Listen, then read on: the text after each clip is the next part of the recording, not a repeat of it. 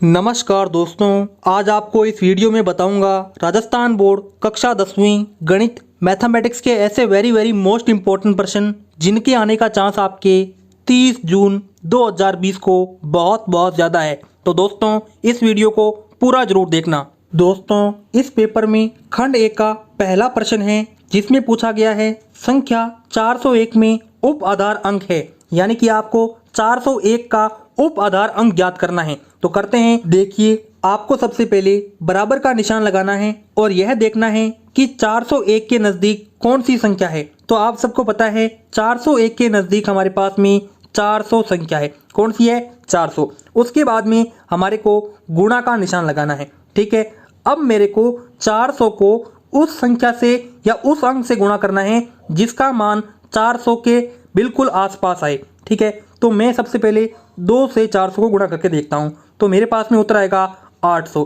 तो दोस्तों 800 तो कभी भी 400 के नज़दीक नहीं हो सकता ना दोस्तों, आप भी जानते हो। तो मैं किस संख्या से गुणा करूं जो कि मेरे पास में मान आए वो 400 के बिल्कुल नज़दीक आए। तो मैं 1 से गुणा करके देखता हूं। ठीक है, 1 से गुणा करूंगा तो मेरे पास में उत्तर क्या आएगा दोस्तों?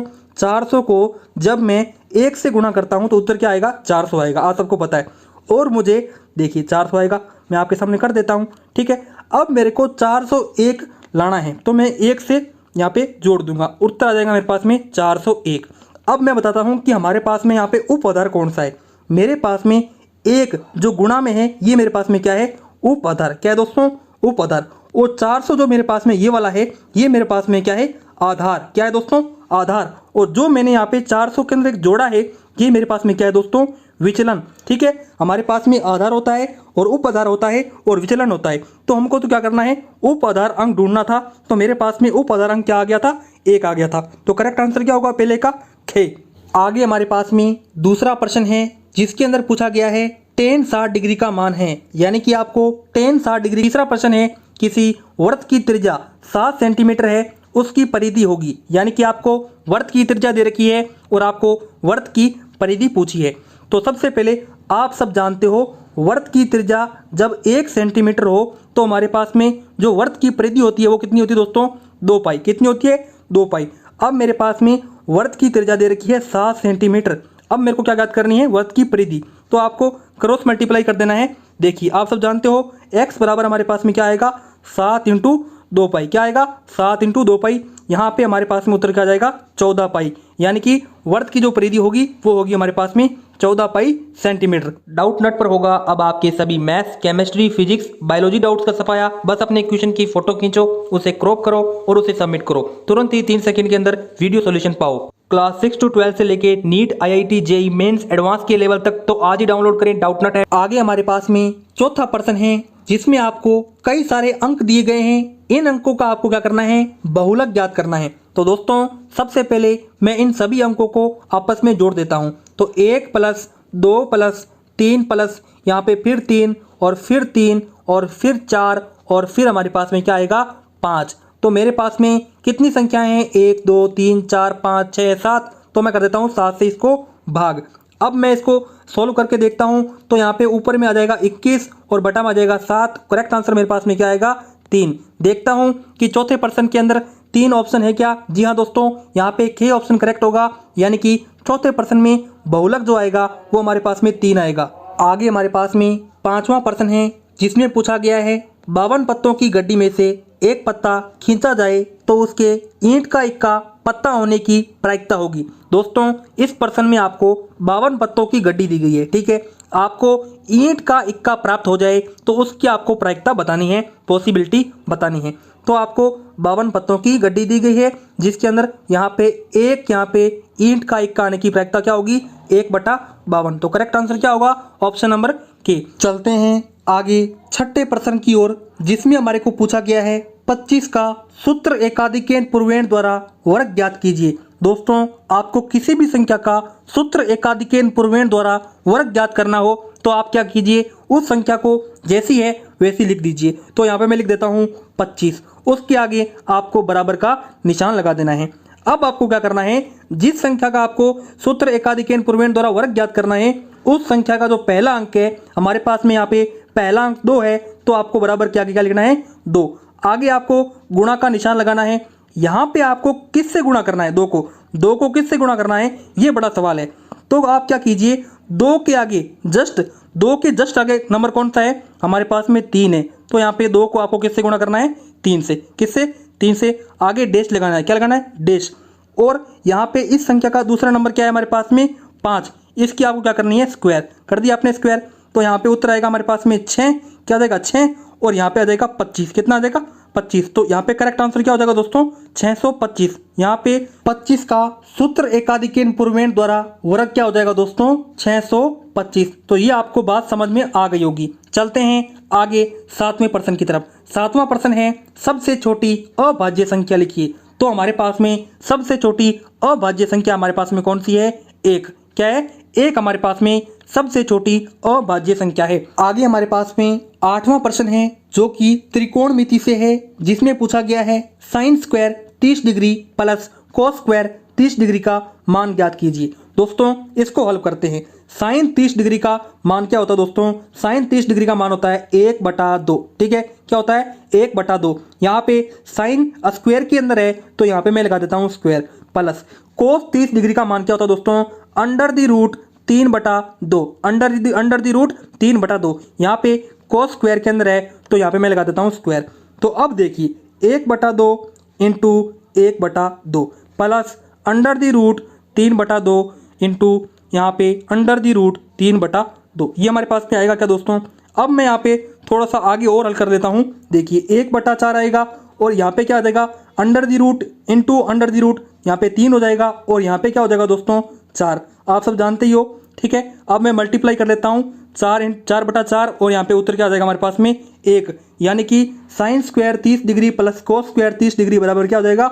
1। आगे चलते हैं 9वें प्रश्न की तरफ, जिसमें पूछा गया है प्रत्येक वाहन के लिए आवश्यक PUC का पूरा नाम लिखिए। यानी कि आपको PUC का पूरा नाम बताना है। तो दोस्तों PUC का पूरा नाम होता है pollution under control. Pollution under control दोस्तों PUC का पूरा नाम होता है। चलते हैं 10वें प्रश्न की तरफ। 10वें प्रश्न में पूछा गया है, यदि एक टैक्सी का किराया प्रथम किलोमीटर में 12 रुपये है और इसके बाद आने वाले प्रत्येक किलोमीटर के लिए यह किराया 9 रुपये हो, तो 15 किलोमीटर चलने के लिए आपको क्या किराया चुकाना पड़ेगा? दोस्तों आप क्या हो? टैक्सी में बैठे हो और आपको 15 किलोमीटर की यात्रा करनी है। ठीक है, 15 किलोमीटर की यात्रा करनी है। अब क्या करना है? 1 किलोमीटर का किराया है, प्रथम किलोमीटर का किराया कितना है दोस्तों? 12 रुपये। कितना है? 12 रुपये। ठीक है, अब जो आपके पास में जो पीछे 14 किलोमीटर बच गए उसका किराया क्या है दोस्तों? 9 रुपये। कितना है दोस्तों? 9 रुपये। तो आप जोड़ लीजिए, आपको कितना किराया चुकाना पड़ेगा?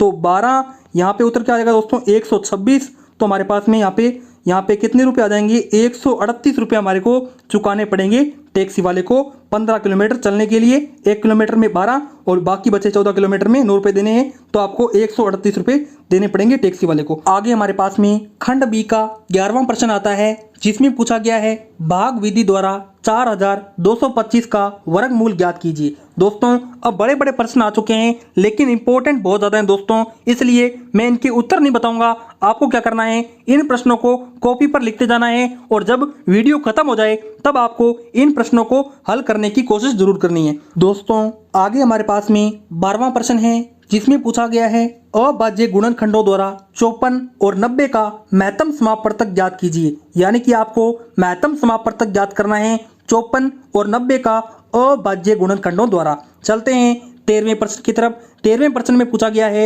यदि वृत्त की त्रिज्या 25 सेंटीमीटर है और इसकी एक जीवा की लंबाई 48 सेंटीमीटर है, तो इस जीवा की केंद्र से दूरी ज्ञात कीजिए। ठीक है, आपको क्या करना है? दूरी ज्ञात करनी है केंद्र से। आगे हमारे पास में 14वां प्रश्न है, एक पासे को फेंकने पर 4 से बड़ा अंक आने की प्रायिकता ज्ञात कीजिए। यह आपके प्रायिकता जो आपकी प्रश्नावली है वहां से प्रश्न आया हुआ है। आगे हमारे पास में देख सकते हैं यहाँ पे 15वां प्रश्न है, जो कि फिर से प्रायिकता से आया हुआ है। एक थैले में 3 लाल और 5 काली गेंद है।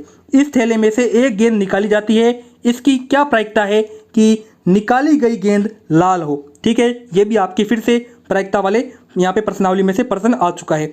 आगे खंड सी है, जिसमें 16वां प्रश्न पूछा गया है, द्विघात समीकरण x² प्लस 4x माइनस 12 बराबर 0 के मूल ज्ञात कीजिए। ठीक है, आपको क्या करना है, द्विघात समीकरण में मूल ज्ञात करना है। ठीक है, ठीक है। आगे हमारे पास में 17वां प्रश्न है, समांतर श्रेणी 9, 13, 17, 21, डैश डैश डैश के 10 पदों का योग ज्ञात करना है। ये भी वेरी वेरी मोस्ट इंपॉर्टेंट प्रश्न है दोस्तों। आगे यहाँ पे फिर से त्रिकोणमिति यहाँ पे प्रश्नावली है, वहां से आया हुआ 18वां प्रश्न, 2 tan square 45 degree plus cos square 30 degree minus sine square 60 degree का मान ज्ञात कीजिए। आपको मैं जो तरीका बता चुका हूं पहले, उसी हिसाब से आपको सोल्व करना है। यहाँ पे इतना फर्क है कि यहाँ पे जो फंक्शन है वो 3 ले लिए गए हैं, मैंने आपको सिर्फ 2 फंक्शन का एडिशन और सब्ट्रैक्शन सिखाया था। आगे 19वां प्रश्न है, जिसमें पूछा गया है उस बिंदु के निर्देशांक ज्ञात कीजिए जो बिंदु 0,1 और 2,3 को मिलाने वाले रेखाखंड को 2:3 के अनुपात में अंतःविभाजित करता है। यानी कि आपको 2,3 के अनुपात में अंतःविभाजित करता है, उसका बिंदु निर्देशांक ज्ञात करना है। ठीक है, आगे हमारे पास में 20वां प्रश्न है, बिंदुओं 6,8 और 2,4 को मिलाने वाले रेखाखंड के मध्य बिंदु से बिंदु 1,2 की दूरी ज्ञात कीजिए। ठीक है, ये भी वेरी वेरी मोस्ट इंपॉर्टेंट प्रश्न है। मैं आपको फिर से कहना चाहूँगा, इन प्रश्नों को कॉपी पर लिखते जाइए और जब वीडियो खत्म हो जाए तो आपको इन प्रश्नों को, बड़े बड़े प्रश्नों को, क्योंकि ये 4-4 नंबर के प्रश्न हैं और 4-4 नंबर बहुत ज़्यादा होते हैं, इनको आपको वीडियो खत्म हो जाने के बाद में इन प्रश्नों को हल करना है। 21वां प्रश्न, त्रिभुज PQR की रचना कीजिए जिसमें भुजा PQ बराबर 5 सेंटीमीटर और QR बराबर 4.5 सेंटीमीटर और आगे हमारे पास में RP बराबर 7 सेंटीमीटर हो।